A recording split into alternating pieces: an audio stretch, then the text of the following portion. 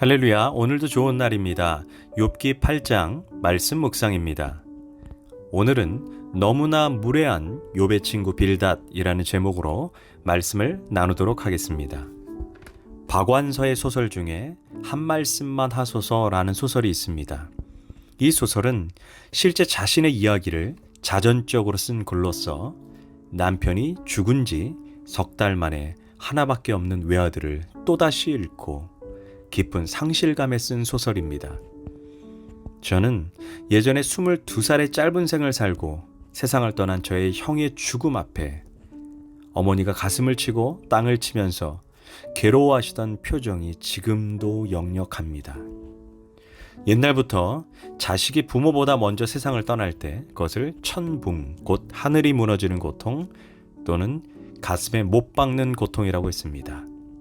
박완서는 그 고통 가운데 하나님 너무하십니다. 어떻게 남편도 아들도 다 가져가시면 저는 어떻게 살란 말입니까? 라고 따지고 또 따졌습니다.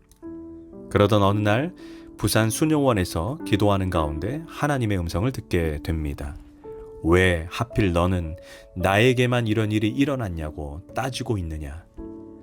그런데 왜 너에게 이런 일이 일어나지 말라는 법이 있냐? 라는 음성을 듣고 그때부터 입을 닫았다고 합니다.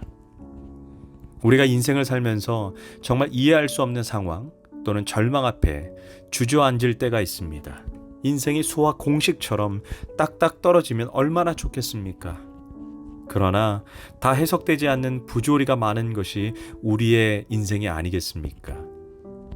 욥이 직면한 고통도 바로 그러한 것입니다. 오늘 본문에서 욥의 두 번째 친구인 빌닷이 등장하여 욥과 논박을 벌입니다. 그러나 그도 엘리바스와 별반 다르지 않습니다. 여전히 도덕 교사인 양 욥에게 한 수 가르치고 고난을 해석하고 이런저런 해결책을 제시하는 모습을 보게 됩니다. 그렇다면 빌닷이 가진 두 가지 문제점이 무엇인지 한번 살펴보도록 하겠습니다. 첫째, 빌닷은 인과율의 법칙을 지나치게 적용합니다. 특별히 빌닷하면 욥기 8장 7절의 말씀이 아주 유명합니다. 내 시작은 미약했으나 내 나중은 심히 창대하리라.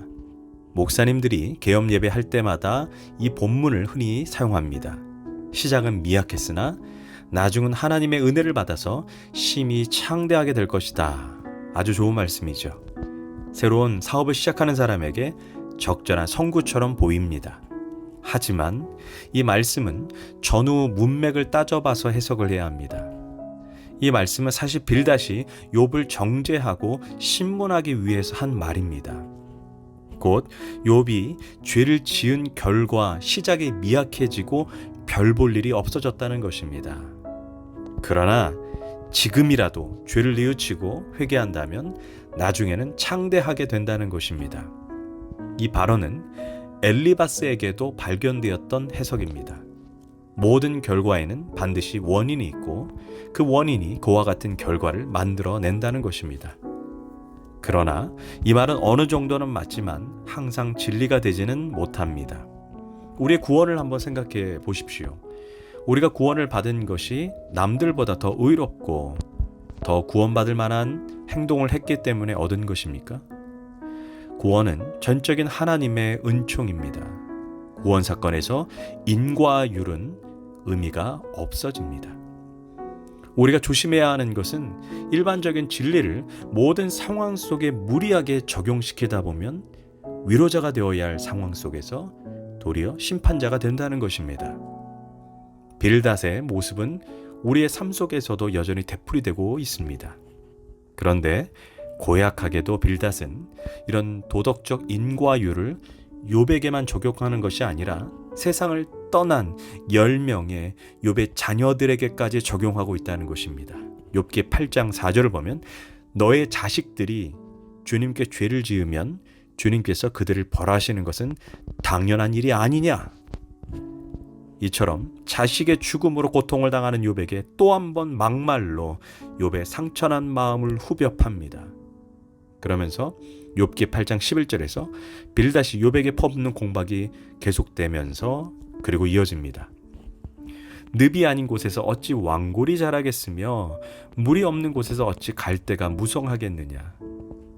이 말은 우리 속담으로 쉽게 바꿔 말하면 어찌 아니땡 굴뚝에 연기가 나겠냐라는 의미입니다. 그러나 이 말이 항상 진리라고 억지를 부리지는 마시길 바랍니다. 때때로 아니땡 굴뚝에서도 연기가 날 때가 있습니다.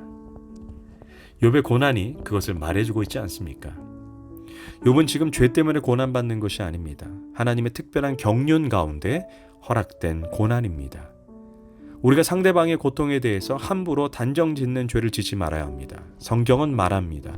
때에 맞는 말은 은쟁반의 금사가라고 말합니다. 경우에 합당한 말이 사람의 영혼을 살리기도 합니다.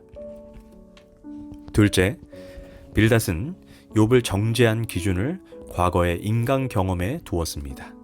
8절을 보면 이복의 욥, 자네보다 앞선 옛세대들에게 물어서 선조들이 터득한 지혜를 잘 살펴보도록 하게나. 빌닷이 욥이 잘못되었다는 사실을 설득함에 있어 과거 조상들의 경험에 호소합니다.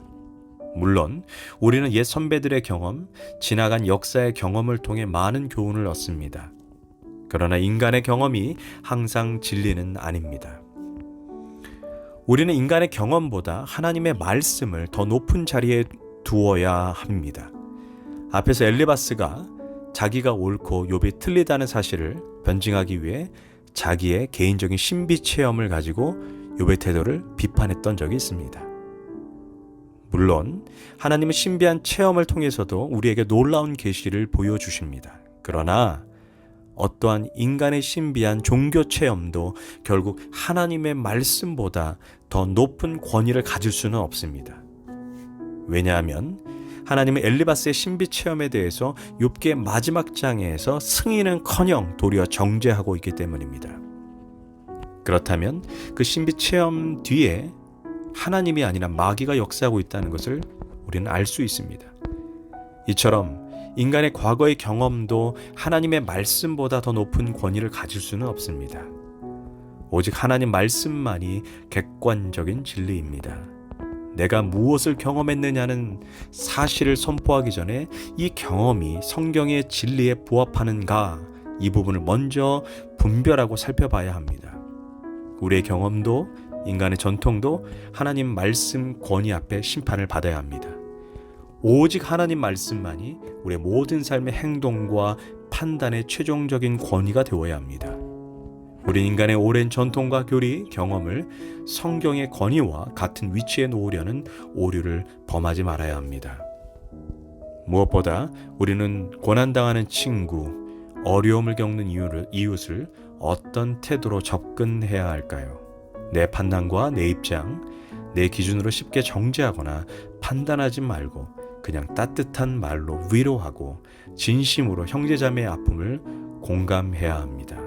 우리의 판단 기준이 인간적인 전통이나 교리가 아닌 늘 하나님의 말씀임을 또한 잊지 말아야 합니다.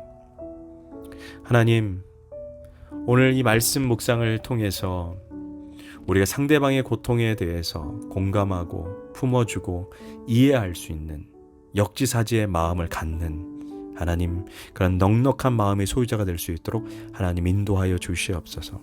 오히려 위로가 아니라 정죄하고 판단함으로 상대방에게 깊은 상처를 주는 그런 어리석음을 범하지 않고 품어주고 감싸주는 넓은 마음의 소유자가 될 수 있도록 주님, 우리의 마음을 넓혀 주시옵소서.